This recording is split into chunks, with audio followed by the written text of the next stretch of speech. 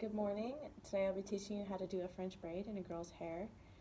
There are many types of braids, but for the sake of time, I'll be teaching the French braid.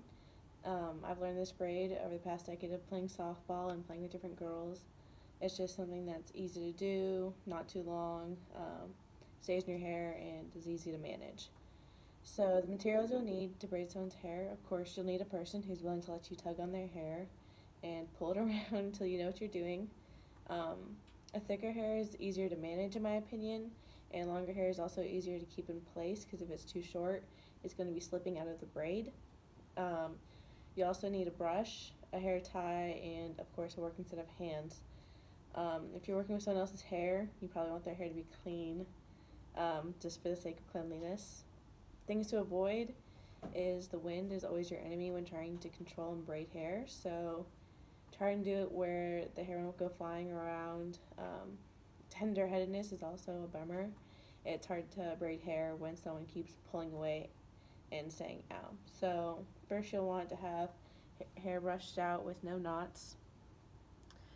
It's important to brush out the person's hair because knots can become an obstacle while braiding. So also just be careful not to tug too hard if they do have a sensitive head. I like to start brushing low and then move my way up while holding the hair with one hand. That way it's not pulling on the scalp. So first you're going to start off with separating top portion of the head 3 inches across, just a small surface space. You'll separate that.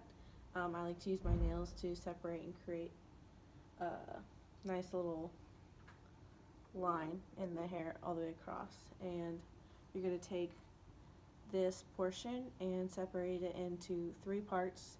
I like to use my fingers and just put 2 fingers in between. You have 3 parts and separate them into your hands. I like to hold 1 in my right hand and 2 in my left. And what you're going to do is take your right hand and go over the middle portion, and you're going to be swapping them so your middle portion will end up on your right side. And then you'll take your left portion and put it across the middle side, which used to be your right. I'm going to take the very far left piece that I've now brought across, hold on to it and grab some hair off of the left side, brush it out and make it look nice when it will come across, and take the hair from the middle, which is now on the right side, and also add hair to that from the right side. And I'm going to take the left side that has hair added, move it to the middle, take the right side of the hair that has added, also move that across to the middle. Now the side that's on the far left, you're going to grab hair from the left side and keep going. You're going to repeat this process all the way down. People who do have thinner baby hairs in the front, that's alright.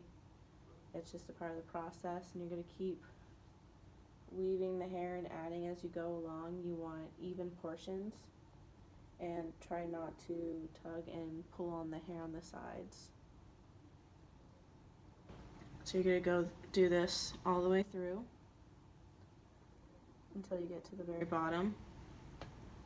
It's okay if it's messy the first time around. It's not about being perfect, it's just about practicing and getting the hair out of the way. If you need to brush as you go down, that's fine as well.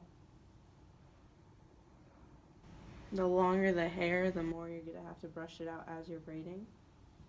Just keep going across.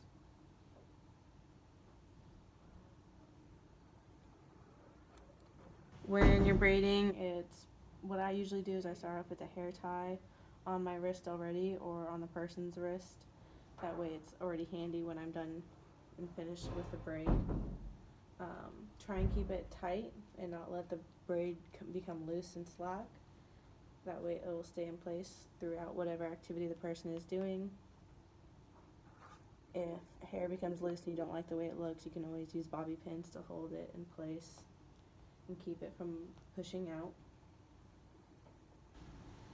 So you're going to near the end, and what I like to do is have the person tilt their head forward once I get to the base of their neck. That way the braid stays tight. And you just keep adding evenly from both sides.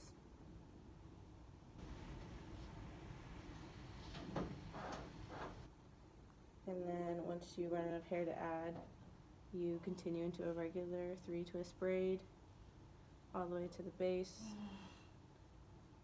And once you get to the bottom, you just grab a hair tie or a scrunchie or whatever they have and tie it off. And you have a French braid. Thank you for watching my demonstration, and don't forget to practice.